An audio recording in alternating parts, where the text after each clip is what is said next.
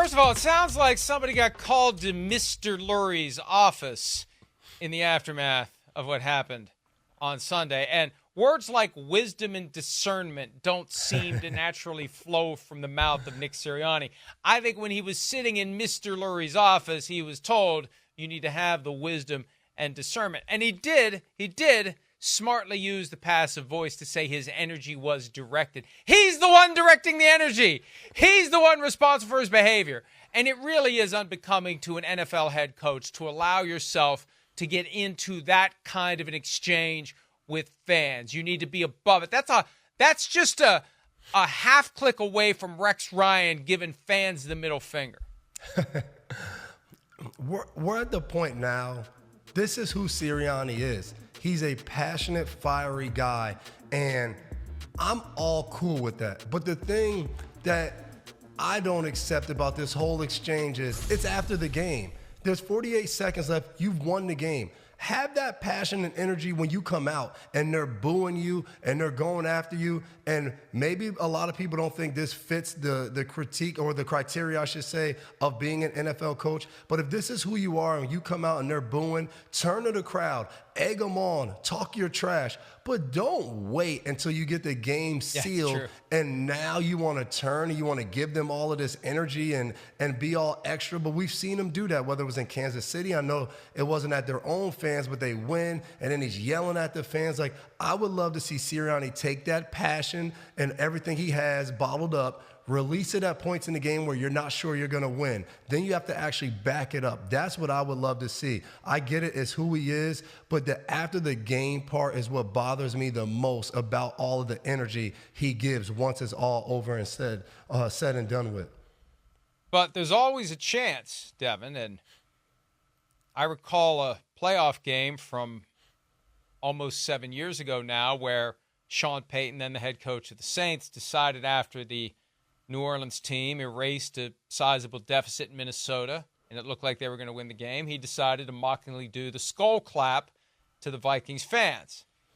Little did he know that Case Keenum and Stephon Diggs had a trick left up their sleeves. So there's wisdom in waiting. If you're going to do it, be 100% sure that the hay's in the barn before you mock the fans. But just there's no, and I understand we're human. We have emotion. But I grew up watching Tom Landry. I grew up watching Bud Grant. I grew up watching Chuck Noll. There's a demeanor, there's a way about the coaches that everyone respects. And I think that's what it ultimately comes down to. Who's going to really respect Nick Sirianni for acting like a drunken frat boy at the end of a game like that?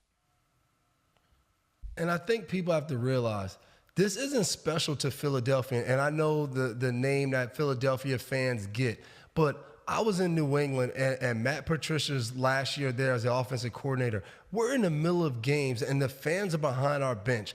You need to be fired. They're yelling at him. So it's not like, let's feel bad for Sirianni because he has to coach in Philadelphia. This is all loyal fan bases. When it's not going well, they will state their opinions. I played for Greg Schiano, who went to Tampa. They went and paid for a billboard that said, fire Coach Schiano. So this happens to all coaches. So to that point, what you just said, Mike, coaches are above this. You have to walk that line of being the face of the franchise and doing the right thing. So I hope people realize that this isn't unique just to Sirianni and the Philadelphia Eagles. This happens all over professional sports for any type of head coach. The passion that will cause fans to say things like that is the passion that gets them through the door.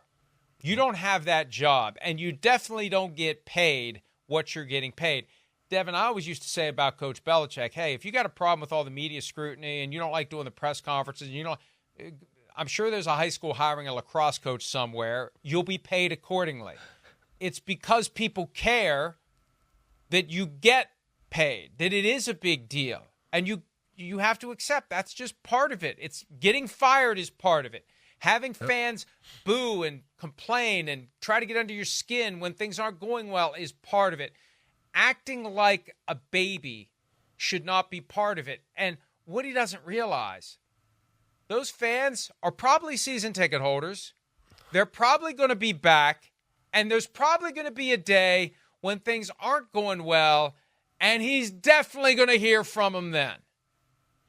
No doubt about it. What do they say? Don't write checks you can't cash. Well, he's going to find out, because this fan base, and even fans that weren't there, now they're waiting to go to the next home game just to continue to fuel the fire of this fire Sirianni, whatever you want to call it, booze. They're going to be ready to go in Philadelphia, because one thing about Philadelphia, they're not going to back down from a challenge. Not one fan in Philadelphia will do that.